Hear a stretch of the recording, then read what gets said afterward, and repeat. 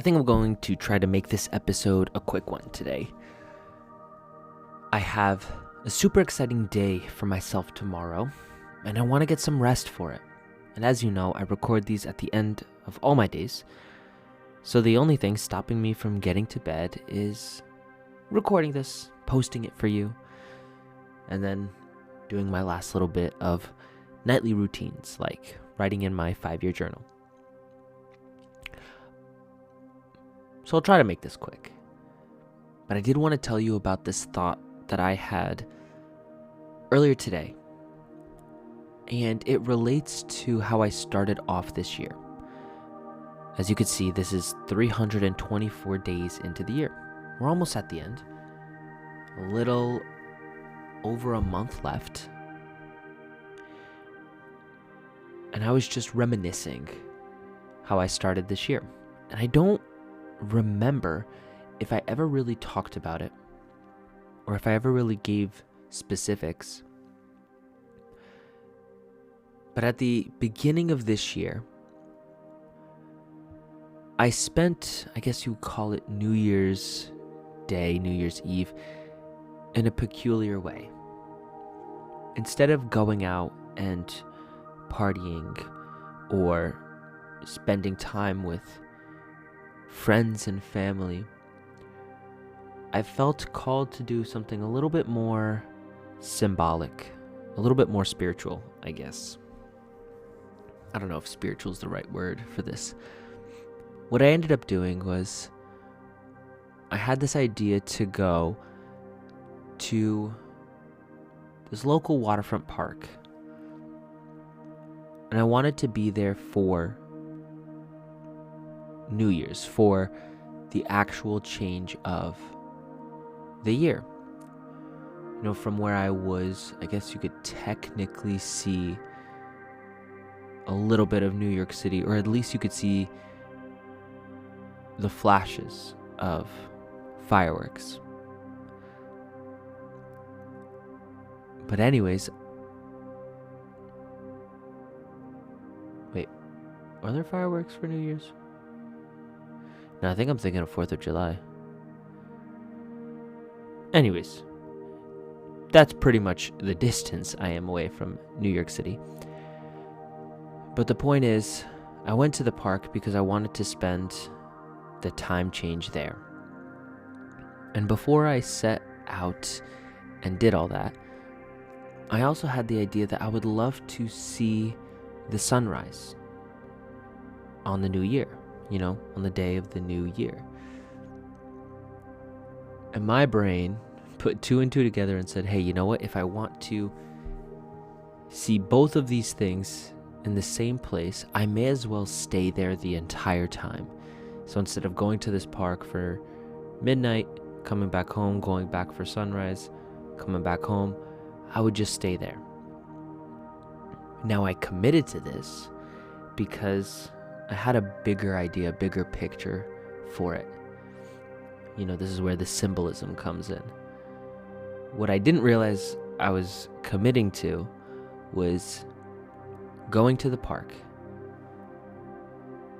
which is right along the water, and basically sitting there by myself for just about 8 hours. And I was sitting there in the dark, and I brought a bunch of stuff. I was well covered in many warm layers, and I brought a gallon of warm to hot water. I brought a speaker, and I also brought a journal. I went there, and I spent that time there, and what I ended up equating it to was this idea that I wanted to do something challenging. I wanted to push my own limits, and to say that, you know, in being able to stay there, I was equating that day to how I wanted the year to look. Or almost, I guess, how I expected the year to look. And my experience went a little like this. I was at the park. It got cold. It got dark. The area I was sitting at only had one light. And so I stayed in this one spot. I moved a bench and sat on this bench. Moved around, danced around to warm my body up. At one point, maybe 2 or 3 in the morning, a massive cloud, massive fog rolled in and completely blinded me. I couldn't see anything, maybe 20 feet in front of me. And I could see through the light that was near me the raindrops, the droplets of this fog, of this cloud.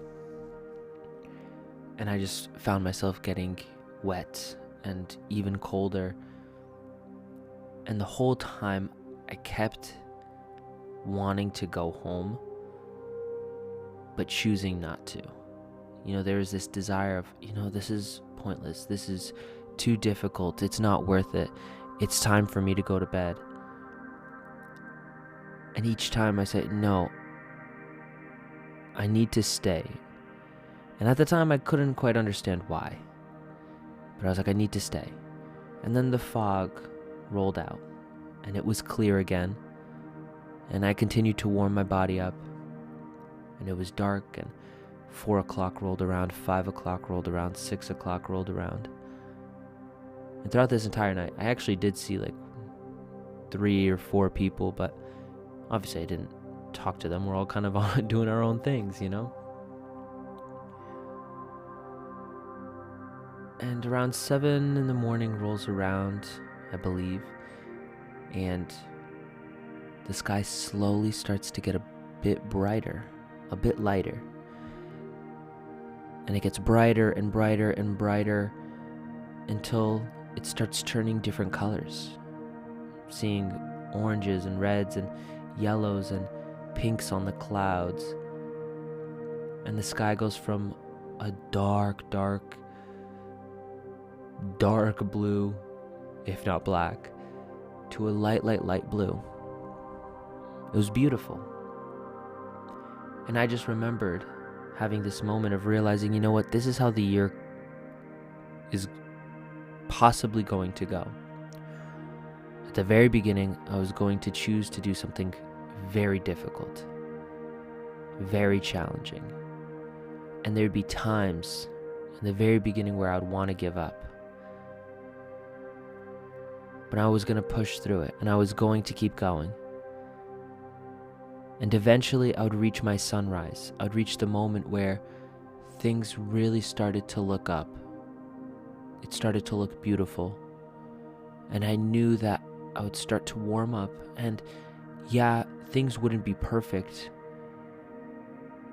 but it would have all been worth it. And the reason I started reminiscing about all of this is because this is how I've been feeling recently. I've been looking about how this year has gone. I've been looking back about how this year has gone. And, I could pinpoint times when I felt like it was that foggy moment, right? The beginning of the year, I was excited, a little scared, but excited. And about midway through the year, just around March, April, May, was probably some of the scariest and most loneliest times. Probably May and June was a time when I was most by myself. And finally in July, things started to get a little bit better. And I started to go out more. Started to rock climb a bit more and become friends with people more. And I also continued working on myself this entire time. And I started to connect with my best friends even more. Started spending more time with them, laughing more, celebrating more. And now I'm here at a point in my life where, within a very short time, I got a job that I really enjoyed. Got promoted in this job multiple times. I have friends that I can count on deeply, emotionally, physically. it really does feel like the sun is coming up. And it feels like that moment at the beginning of this year is starting to make more and more sense. And I could not have predicted being here back then. I could not have predicted my life would be the way it is now. But I don't regret any of it. I've enjoyed a lot of it. And it's all been worth it so far. And I know that the years to come will be the same. There's going to be moments of challenge, moments of pressure, moments of pain. But from all those things, I know I'm going to grow and become bigger and better. I truly don't know why today of all days, 324 days into the year, I'm realizing this, because truly there's still much more of the year left to go. A lot can happen in these few months, and I know that especially in the beginning of December, I'm going to be going to Florida, and I'll be spending time there doing a seminar that last year when I participated in, it changed my life. And this year I get to give back and I get to be a crew member. I didn't quite think about how I was going to record this then. I know I'll figure it out on my iPad. But the point is, there's still a lot left of this year. And I think right now, it feels really good. But it's still just the sun starting to come up and I don't see it on the horizon yet. And I think that something even better is coming. You know, that actual sunrise is coming. Right now it's just the excitement and the anticipation that the sky is getting brighter. And I'm really excited for whatever it is that happens. So I know I said this was going to be a short one. I guess I lied a little. Either way, I look forward to seeing you in the next one. I look forward to seeing what the future has in store for both of us. And until that future comes, just remember to always fill up with the love. And I look forward to seeing you in the next one. I love you.